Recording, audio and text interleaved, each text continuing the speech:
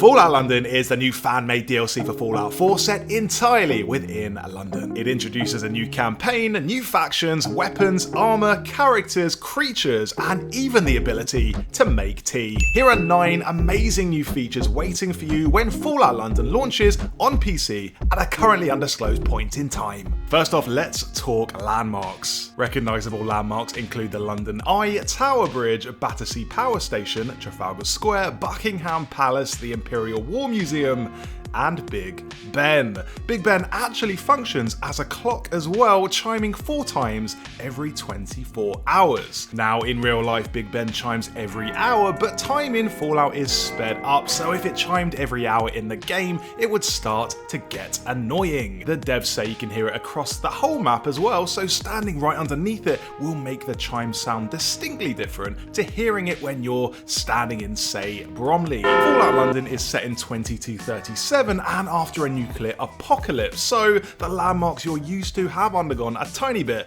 of a makeover.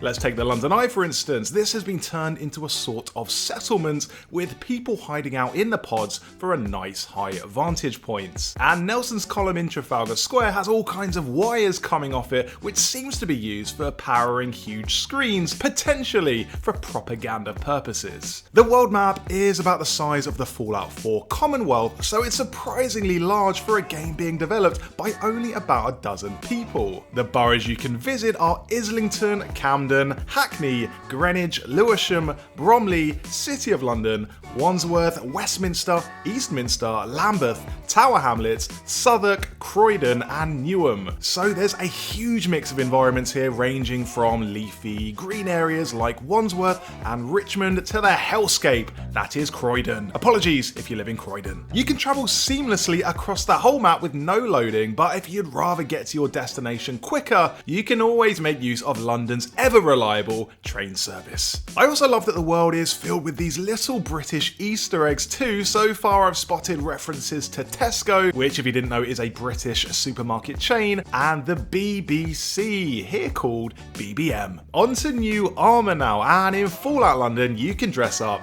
like a yeoman warder. These are the guards who patrol the Tower of London. And yes, in real life they do actually look like that. Their armour is cloth and doesn't really offer any protection whatsoever in real life, but they do carry some very gnarly looking spears, which hopefully do make it into the game. And there'll be their more famous cousin as well, the Beefeater. Maybe you can store stuff under their hat for plus 50 carry capacity. And finally there is the Junkie Knight, inspired by 12th century armour from the Crusades. You can actually download this into your game right now. It's ready to go, so visit Nexus Mods if you want to test that out. Next up, we're also getting new factions. Fallout London takes place entirely separate to the events of all other Fallout games, so there's no Brotherhood of Steel, no Minutemen, etc., which is a great opportunity to introduce all new, all British factions. One of these is a faction called the Gentry. According to the devs, the Gentry are the current rulers of London and the descendants of the British government and the pre-war aristocracy. They rule the city from their base in Westminster and want to recreate the glory of the United Kingdom. Apparently, you'll be able to pay them a tax in order to receive defence and aid. Another faction are the Tommies. The Tommies are sort of this independent militia that aims to protect London, although they seem to have unwittingly become the tools of the Gentry. In-game they're fairly common, acting as a defence force along the walls. And appearance-wise they're modelled on soldiers from the Great War, only a tiny bit more futurised. The third faction introduced in Fallout London is called the Fifth Column. This is a revolutionary faction aiming to completely dismantle the current London and build a new empire. Not necessarily a bad thing because, I mean, have you seen London? But what tips them into the area of fascism is the fanatical devotion they've got to their leader Eve Varney, who's worshipped as a god. I don't know, kinda seems a bit sus to me. Camelot is another faction, and you know what, I'm just gonna speed through these because there's a surprising amount of factions in this game. The Camelot Movement is an underground organisation fighting to free London from gentry rule and institute a new republic where everyone has equal rights. Isle of Dogs Syndicate, meanwhile, is a criminal organisation and they control the borough of Millwall. They are in direct conflict with another faction called the Vagabonds after murdering the Vagabonds leader. And speaking of the Vagabonds, these are Fallout London's answer to Peaky Blinders. And lastly, there's Angel, a faction so secretive they're considered a myth. Some believe they're the true rulers of London with spies and agents everywhere. No doubt you'll get to the bottom of this mystery by the end of the game. We are talking new weapons you can use now, and my favourite has to be the cricket ball grenade. It just understands the assignment perfectly. Like all the best Fallout weapons across the series, it satirises its subject matter with just the right amount of irony. It's different, it's deadly, and you can sort of imagine some desperate survivor actually cobbling together this thing out of scraps. I cannot wait to launch this thing at a corgi. Another weapon is the Webley 1913. This was the standard issue service pistol for the UK's armed forces from 1887 to 1970, so it's got a whole lot of history. I mean, I'll be honest, it doesn't look very exciting, which is why hopefully you'll be able to mod it in lots of interesting ways. The devs have said that there will be less guns compared to the America we see in other Fallout games, so you can bet there'll be other weird and wonderful melee weapons. I'm thinking razor sharp crumpet throwing stars, an umbrella that doubles as a spear, and a teacup filled with molten hot tea. Shall we talk new traits now? I think we should. When creating your character at the start of the game, you can use one of 12 traits, and some of these are brand new. Traits apply unique bonuses to your character, and my favourite has to be Sleepwalker, where after going to sleep, you'll often wake up in random locations. Reminds me a bit of Trevor in GTA 5, only without the copious drug use. The Four Eyes trait is interesting too. With Four Eyes, you'll gain +1 perception when wearing glasses,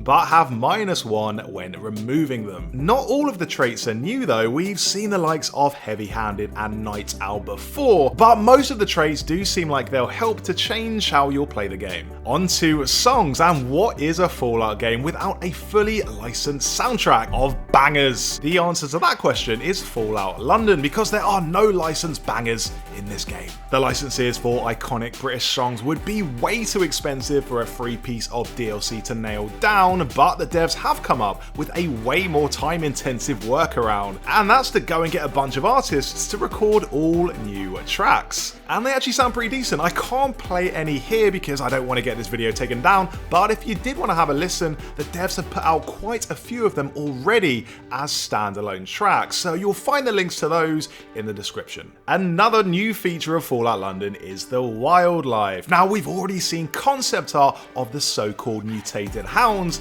which have mutated so much they look more like newts. Maybe they've spent too much time by the Thames and have rapidly adapted to their new aquatic environments. Another irradiated animal you'll also have to contend with is the rad shrew. These show up small early on but get larger later. Maybe they'll get continually bigger throughout the game until by the end you're fighting one the size of a car. As for other animals, London is known for its pigeons and its foxes. Anyone who's lived in London will instantly recognise the terrifying sounds of foxes mating. Onto the Pip-Boy, the chunky handheld computer you wear on your arm in all of the Fallout games. In Fallout London, you don't actually have a Pip-Boy, it's more of a handheld device you pick up and look at.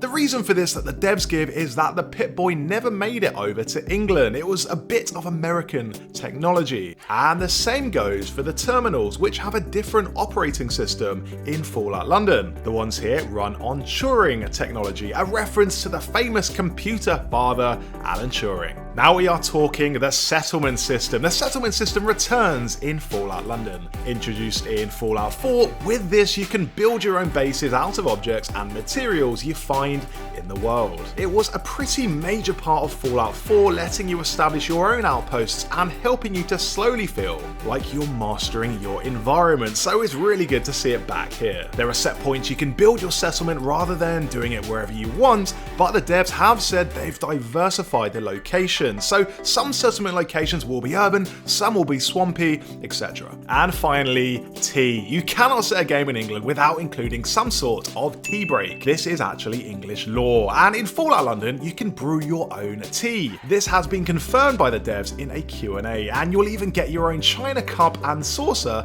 to do it in. No word yet on what sort of tea though. Could be Earl Grey, it could be breakfast tea, but knowing Fallout, it's probably some sort of radioactive brew that gives you dysentery. So those were some amazing new features you'll find in Fallout London. Now it's worth mentioning again, this is not a full-sized Fallout game. These games are made by teams of hundreds, whereas this is a piece of free fan-made DLC being developed by like 12 people. So you do want to rein in your expectations slightly. But that said, this looks like a fun divergent story in the Fallout universe, and I've always wanted to see a London take on the events of Fallout. So I'm very excited for this DLC. Let me know what you think in the comments, guys. I would love to hear your thoughts, and for more videos like this, subscribe to the channel.